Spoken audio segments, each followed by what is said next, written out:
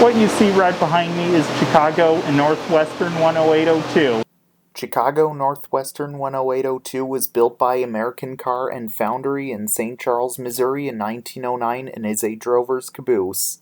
It was believed to have been in the number series of 1516 to 2181. This caboose was used on the Chicago Northwestern Railroad for many years and used as the train crew's office and was used behind freight trains as well. In 1937 it had been rebuilt and the cupolas were removed and the double sash windows had already been replaced with standard design in a 1923 rebuilding. The car body completely resided and a steel underframe was applied. It was repainted in a boxcar red oxide paint and renumbered in the 10800 series but with only even numbers.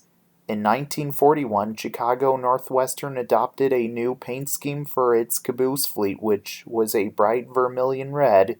The drovers eventually received this color one by one. They were also converted to AB-type air brakes and as required by the Interstate Commerce Commission, and this car was converted in 1952 in Norfolk, Nebraska. By the early 1960s, only two Chicago Northwestern drovers' cabooses remained, and 10800 is at the Black Hills Central Railroad in Hill City, South Dakota, and this one was bought from the Chicago Northwestern in 1965. In 1968, it was painted a dull green and lettered for the New York Central for filming of the Swedish production The Immigrants.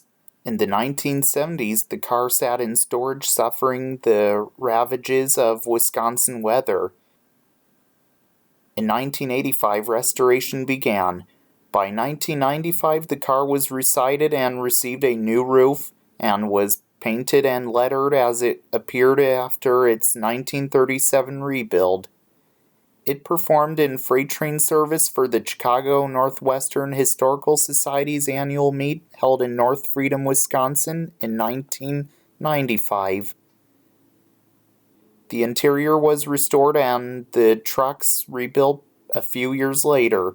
Also, it is sometimes in service and usually is on display in the coach shed, and it is occasionally used at special events to increase passenger capacity as well.